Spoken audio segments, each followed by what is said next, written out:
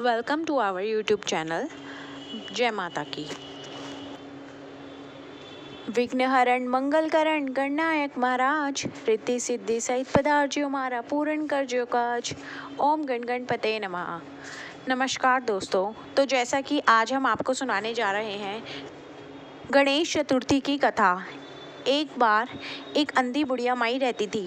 वह दिन रात गणेश जी की पूजा अर्चना किया करती थी। एक बार गणेश जी ने उससे प्रसन्न होकर उसको कुछ मांगने को कहा, उसको दर्शन दिए और उससे वर मांगने को कहा।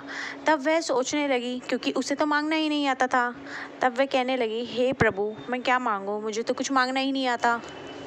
तब गणेश जी बोले कि कोई बात नहीं, मैं कल फिर आऊँगा, तू सोच लेना और फिर अपने मुझे बता देना। तब वह बुढ़ी माई सोचने लगी कि मैं क्या मांगूं। फिर वह अपने बेटे के पास गई और उससे पूछने लगी। तब बेटा कहने लगा कि माँ, तू धन मांग ले। फिर उसे कुछ ठीक नहीं लगा। फिर वह अपनी बहू के पास गई तो बहू कहने लगी, माँ जी, पोता मांग लीजिए।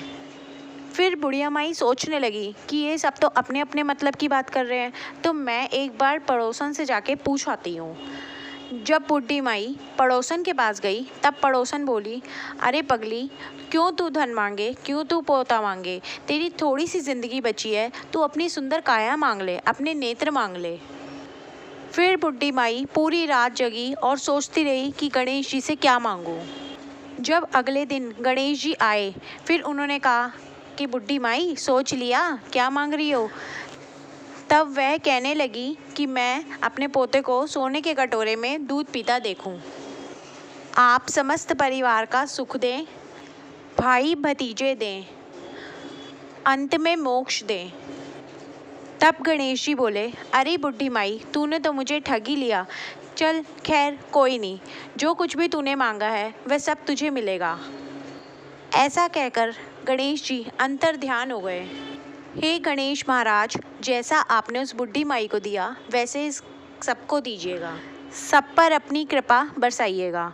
जय गणेश महाराज जी की। ऐसी और भी कथाएं और जानकारियां पाने के लिए अभी हमारे चैनल को लाइक, सब्सक्राइब और शेयर करना ना भूलिए। धन्यवाद।